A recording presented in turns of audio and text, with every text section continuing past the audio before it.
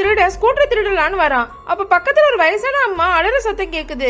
உடனே அவங்கள தூக்கிட்டு போய் பக்கத்துல இருக்க கிராமத்துல இருக்க ஹாஸ்பிட்டல்ல அட்மிட் பண்றான். இப்ப அந்த ஊர்ல இருக்கவங்க எல்லாம் இவன் அந்த அம்மாவோட பேரை நினைச்சு இவனுக்காக நிறைய சாப்பாடு எல்லாம் செஞ்சு பாசமா சாப்பிட கொடுக்குறாங்க. இவனுக்கு ரொம்ப ஆச்சரியமா இருக்கு. ஆக்சுவலா அவன் அந்த பாட்டியோட வீட்டுல தான் இருப்பான். அவங்க இல்லாத நேரமா பார்த்து அந்த பாட்டியோட ஸ்கூட்டர் தூக்கிட்டு போலான்னு பாக்குறான். கரெக்டா அந்த பாட்டி அங்க வந்துடுறாங்க. ஏன் இந்த குளிர்ல இருக்க வீட்டுக்குள்ள வான்னு சொல்லி கூட்டு போறாங்க.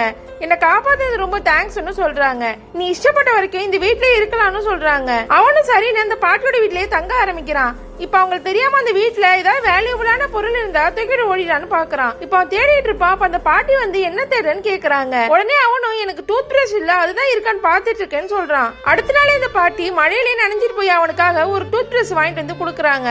இத பார்த்ததுமே அவனுக்கு நம்மள மாதிரி ஒரு திருடனுக்கு இந்த பாட்டி எவ்வளவு செய்யறாங்கன்னு ரொம்ப ஆச்சரியமா இருக்கு. இப்ப அந்த ஊர்லயும் வாழலான்னு முடிவு பண்றான். இப்ப அந்த ஊர்ல ஒரு பெரியவர் இருப்பாரு. இவனை வேலைக்கு வரியான்னு கூப்பிடுறாரு.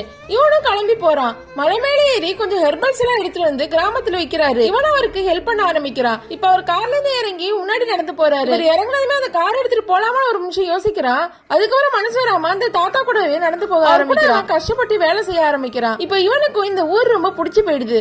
அங்கேயே வாழலான்னு முடிவு பண்ணிடுறான். அந்த ஊர் அவனுக்கு ரொம்ப பிடிச்சிடுது. அங்க ஒரு பொண்ணை பாக்குறான். அந்த பொண்ணு கூட பழக ஆரம்பிக்கிறான். அந்த பொண்ணுக்கும் இவனு ரொம்ப பிடிச்சிடுது. இப்போ ஒரு நாள் அந்த ஊர்ல இருக்க ஒரு பாட்டி கிட்ட அந்த பொண்ணை பத்தி விசாரிக்கிறான். அப்பதான் ஒரு விஷயம் சொல்றாங்க. இவ ரோட்ல நடந்து வரப்போ ஒரு திருட கிட்ட தப்பா நடந்துகிட்டான். அவ அதுல இருந்து மீண்டு வரதுக்கே 6 மாசம் ஆச்சு. உன்ன மாதிரி ஒரு நல்ல பையன் கிடைச்சா சந்தோஷமா இருப்பான்னு சொல்றாங்க. இவனுக்கு உடனே ரொம்ப கில்ட்டியா இருக்கு.